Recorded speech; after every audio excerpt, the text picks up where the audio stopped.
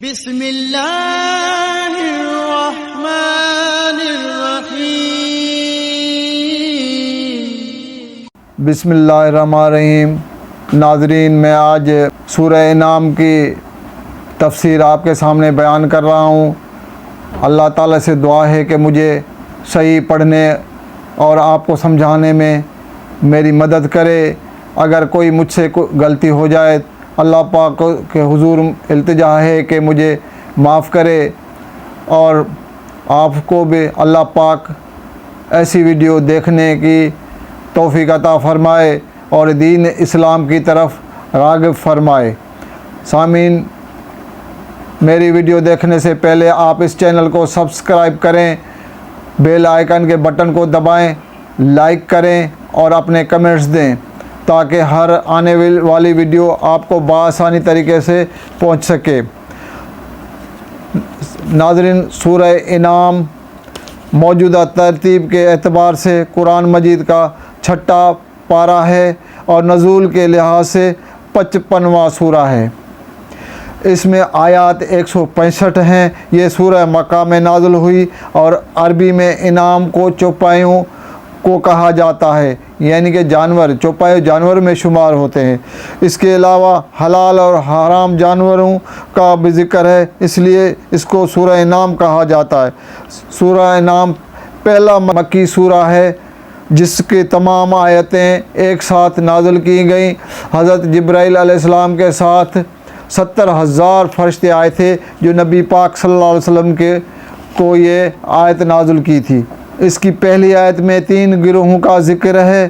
پہلا گروہ مادہ پرستوں کا ہے جو دنیا کو خلق کیے جانے کے منکر ہیں، یعنی کہ وہ بولتے ہیں کہ دنیا خلقی نہیں گئی ہے، یہ قدیمی ہے۔ دوسرا گروہ وہ ہے کہ خدا کو پرستش کرنے والوں کا ہے جن کا ایک خدا نور ہے، دوسرا ظلمت ہے، یعنی نور کا خدا الگ ہے اور ظلمت کا خدا الگ ہے۔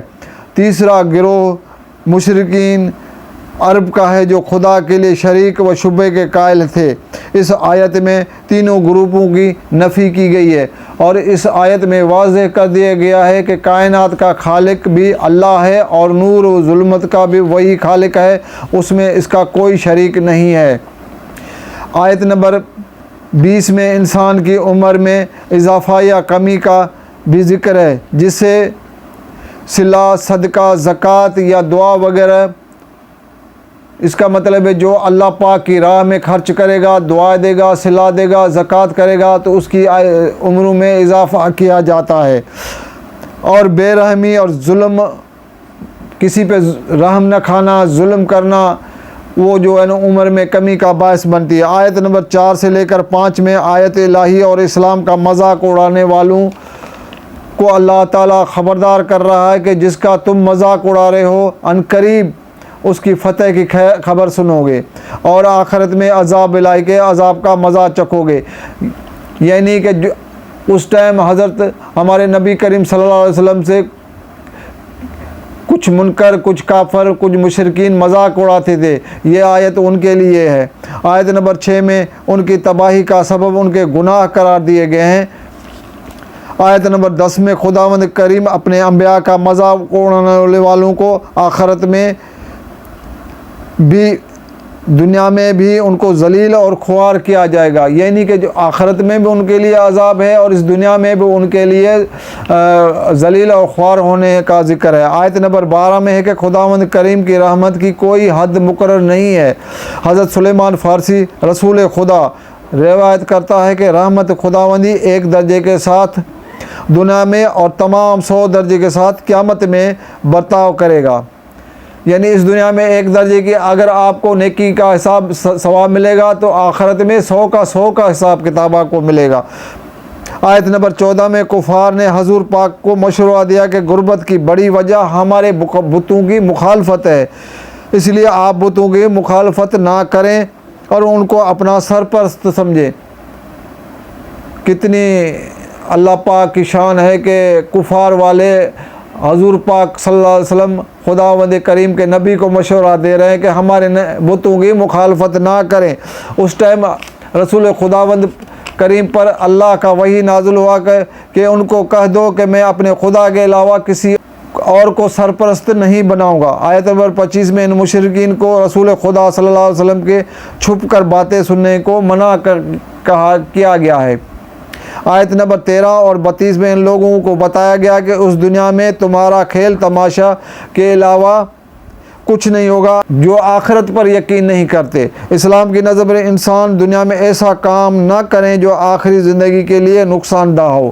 آیت نمبر 40 اور 41 میں خطروں سے نجات دلانے والے کوئی ہستی ہے تو وہ خدائے پروردگار کی ہے۔ اس سورہ کے آیت نمبر 44 میں خداوند کریم اپنے بندوں کا امتحان لیتا ہے۔ مومن خوشحالی میں بھی خداوند کریم کا شکر ادا کرتے ہیں اور غیر مومن خوشحالی میں بھی تکبر کرتے ہیں۔ آیت نمبر 46 اور 47 میں شریک کی نفی کی گئی ہے اور قرآن مجید میں بھی اللہ کے لیے شریک کے وجود کی نفی کی گئی ہے۔ آیت نمبر 50 میں کفار کے ان مطالبے کو رسول خدا صلی اللہ علیہ وسلم رد کرتا ہے کہ کبھی کہتے ہیں کہ ہم پر رحمتوں کا انبار لگا دیں، تب ایمان لائیں گے، غیب کی خبریں ہمیں دیں، کھانے پینے پر بھی اعتراض کرتے۔ نبی پاک نے کہا کہ خداوند کریم کے احکامات آپ مانو یا نہ مانو، آپ صرف عذاب الہی کا انتظار کرو۔ اس سورہ میں ایمان والوں کے لیے کفار کے شرطیں ماننے سے انکار کیا گیا ہے، جس میں کفار والوں نے نبی کریم صلی اللہ علیہ وسلم کو اپنی محفل میں غریب اور فقراء کو نہ آنے کے لیے کہا۔ آیت نمبر 68 میں دین کے دشمنوں سے دور ان کا بائیکاٹ کرنے کے لیے کہا گیا ہے۔ آیت نمبر 70 میں بھی دین کا مذاق اڑانے والوں سے تعلقات ختم کرنے کو کہا گیا ہے۔ آیت نمبر 74 سے 90 تک کے حضرت ابراہیم علیہ السلام کے اس کے زمانے میں لوگ چاند، ستاروں اور سورج کو دیکھ کر پوجا کرتے تھے۔ ان کو دلیل سے کہا گیا کہ آپ ان کی پوجا کرتے ہو جو خود ڈوب جاتے ہیں اور منظر سے ہٹ جاتے ہیں، وہ آپ کی کیا مدد کر سکتے ہیں۔ کہا کہ میں مشرک نہیں ہوں، میں خدائے واحد کو تسلیم کرتا ہوں جس نے یہ زمین اور آسمان، چاند، ستارے، سورج کا خالق ہے۔ آیت نمبر 93 میں ہے جو بھی خدا اور اس کے رسول صلی اللہ علیہ وسلم کا مذاق اڑائے وہ کافر ہے، وہ بھلے کسی بڑے منصب پر کیوں نہ ہو۔ آیت نمبر 94 میں ارشاد ہے کہ انسان دنیا میں خالی ہاتھ آیا ہے اور خالی ہاتھ ہی جائے گا، لیکن دنیا کے عیاشیوں وہ مگن رہتا ہے اور سمجھتا ہے کہ میں پوری زندگی اسی دنیا میں ہی رہوں گا۔ آیت نمبر 95 سے 100 تک پروردگار اپنے نشانیوں کا ذکر کیا ہے۔ اندھیرے میں سے روشنی، رات کو سکون کے لیے اور دن کو روزگار کے لیے۔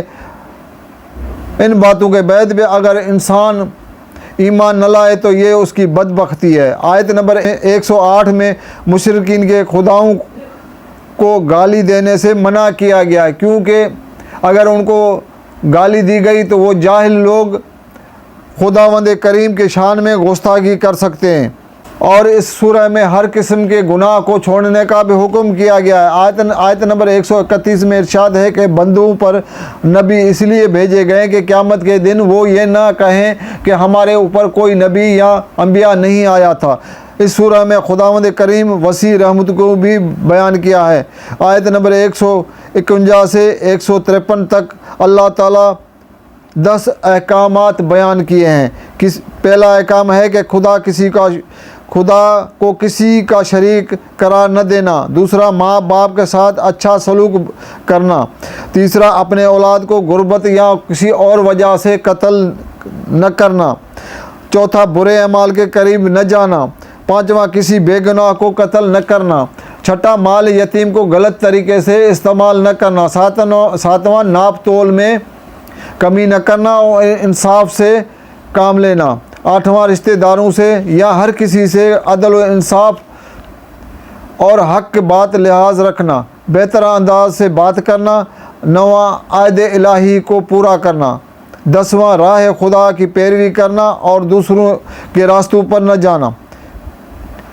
توحید خالص کی دعوت ہے کہ کسی سے بھی مدد نہ مانگی جائے اور صرف اپنے رب سے لو لگاؤ۔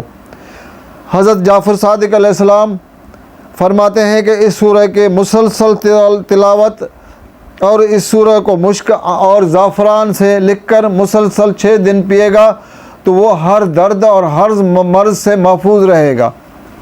حضرت امام رضا علیہ السلام فرماتے ہیں کہ جو اس سورہ کی تلاوت کرے گا فرشتے قیامت تک اس کے لیے تسبیح کرتے رہیں گے۔ خداوند کریم سے دعا ہے کہ جو بھی اس سورہ کی تفسیر کے بارے میں مجھ سے غلطی ہوئی ہو تو اللہ پاک مجھے معاف فرمائے اور آئندہ صحیح پڑھنے اور لکھنے کی توفیق عطا فرمائے۔ اور اللہ پاک سے دعا ہے ہم سب مسلمانوں کو قرآن اور نماز پڑھنے کی توفیق عطا فرمائے۔ آمین ثم آمین۔